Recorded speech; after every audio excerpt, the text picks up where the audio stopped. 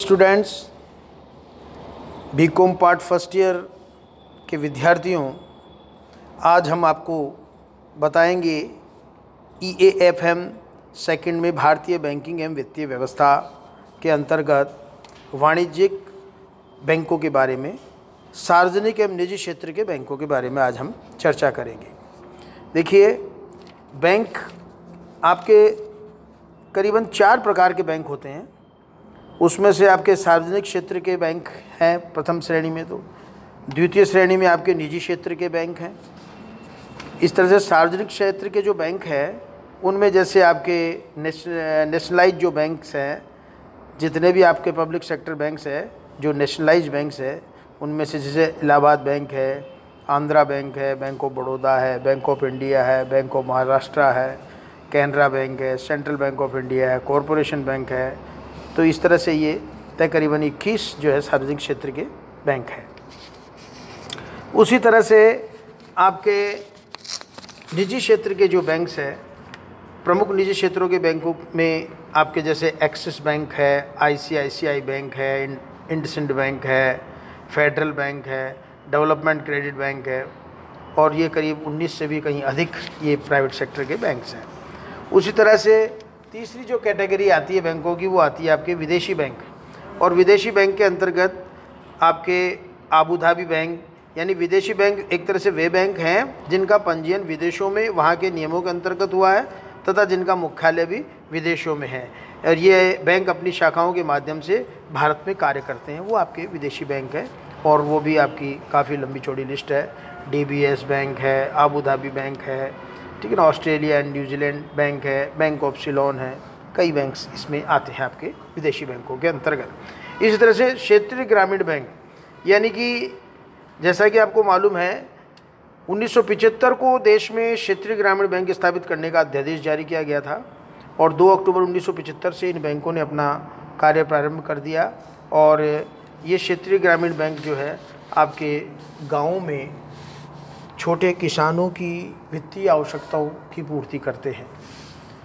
इसी तरह से हम चर्चा करते हैं भारत में वाणिज्यिक बैंकों का विकास, आधुनिक प्रवृत्तियाँ।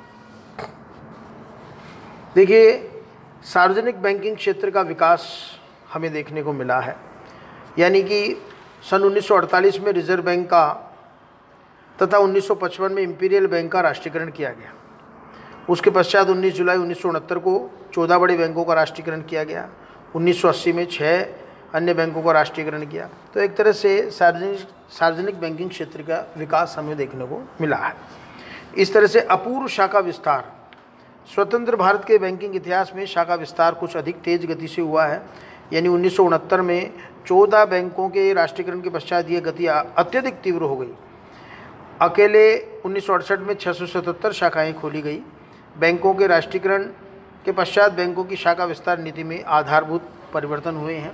मार्च 1917 को भारत में सभी बैंकों की कुल 1,38,945 शाखाएँ थी। मार्च 2017 को 49,059 शाखाएँ ग्रामीण क्षेत्रों में थी, जो कुल बैंक शाखाओं का 35.3% रहा है। जबकि 1969 में 8,262 आपकी शाखाएँ थी तथा 30 जून 1991 में बढ़कर 60,190 हो गई। तो कहने का अर्थ ये है कि शाखा विस्तार तीव्र गति से हो रहा है। इस तरह से बैंकों के एकीकरण को प्रोत्साहन हमें देखने को मिल रहा है, यानी भारतीय बैंकों को सुदृढ़ एवं मजबूत करने की दृष्टि से तथा बैंकों को असफल होने से बचाने के लिए उनके परस्पर एकीकरण या विलीनीकरण की प्रक्रिया को हमने सरकार ने प्रोत्साहन दिया है। कमज़ोर बैंकों को आपस में मिलाकर एक नया बैंक बनाने पर जोर दिया है। मार्च 2017 को देश में अनुसूचित बैंकों की कुल 1,37,687 शाखाएँ हैं। 1 अप्रैल 2017 से स्टेट बैंक समूह के सभी बैंकों को स्टेट बैंक ऑफ इंडिया में विलय कर दिया गया है। ये एक प्रमुख उदाहरण है, ताकि हमारे जो बैंक है वो मजबूत हो सके। इस तरह से ग्रामीण क्षेत्रों में बैंकिंग सुविधाओं का अधिक विस्तार।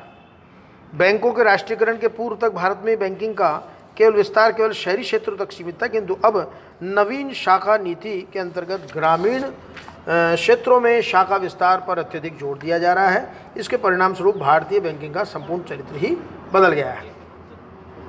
वह अब शहरोन्मुखी के स्थान पर ग्रामोन्मुखी हो गई है। इसी तरह से जमाओं में अप्रत्याशित वृद्धि हमें देखने को मिली है, यानी व्यापारिक बैंकों में जमाओं में पिछले वर्षों में भारी वृद्धि हुई है, जिसका अर्थ ये है कि लोगों का, आम जनता का विश्वास बैंकों में बढ़ने लगा है। जून 1969 में 3,897 करोड़ रुपए जमाओं के रूप में थे, जबकि 1951 में 9 करोड़ रुपए थे, जो कि 22 दिसंबर 2017 को 1,08,000 करीबन आपके जो है 2017 में 10 करोड़ 88 लाख और 5,118 करोड़ रुपए की जमाएं स्वीकार की गई बैंकों के द्वारा। इससे स्पष्ट है कि आम जनता का विश्वास बैंकों में बढ़ा है। साख सुविधाओं का विस्तार हमें देखने को मिला है, यानी कि स्वतंत्रता प्राप्ति के पश्चात और विशेष रूप से 1969 में बैंकों के राष्ट्रीयकरण के पश्चात बैंकों द्वारा प्रदान की जाने वाली ऋण एवं अग्रिम राशियों में अत्यधिक वृद्धि हुई है। 22 दिसंबर 2017 को सभी अनुसूचित बैंकों द्वारा 80,96,727 करोड़ रुपए के ऋण प्रदान किए गए, तो ये बहुत महत्वपूर्ण उपलब्धि कही जा सकती है। इसी तरह से आपके प्राथमिक एवं उपेक्षित क्षेत्रों को अधिक ऋण सुविधाएं। व्यापारिक बैंकों द्वारा राष्ट्रीयकरण के पश्चात प्राथमिक एवं उपेक्षित क्षेत्रों को अधिक से अधिक उधार दिया जाने लगा है। पहले इनको कुल साख का एक छोटा सा हिस्सा ही प्राप्त होता था, किंतु अब राष्ट्रीय नीति निर्देश अनुसार बैंकों के लिए अपनी कुल जमाओं का कम से कम 40% भाग प्राथमिकता प्राप्त क्षेत्रों को दिया जाना अनिवार्य है। मार्च 2017 में यह राशि लगभग 20,43,474 करोड़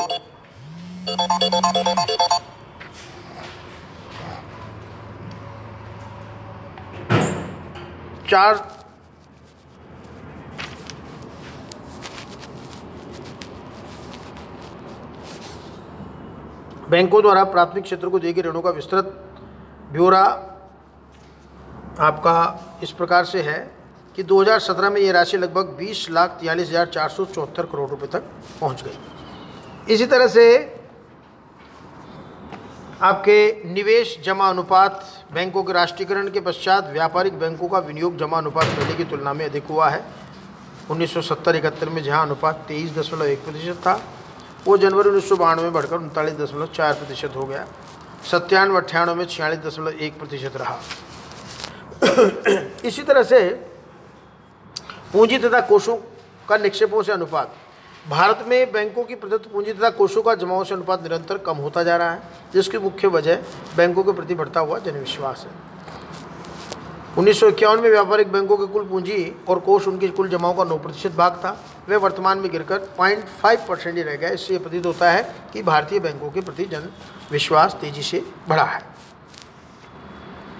इस तरह से आपके जमा बीमा योजना जो कि महत्वपूर्ण है, आपके वैधानिक तरल अनुपात में भी हमें परिवर्तन देखने को मिला है। भारत में प्रत्येक अनुसूचित व्यापारिक बैंकों को अपनी कुल जमाओं का एक निश्चित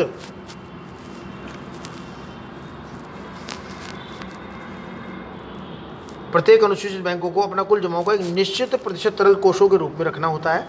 मार्च 1996 में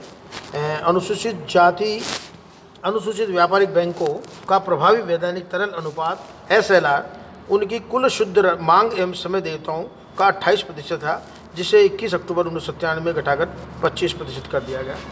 तो इस तरह से वैधानिक तरल अनुपात में भी परिवर्तन देखने को मिला है।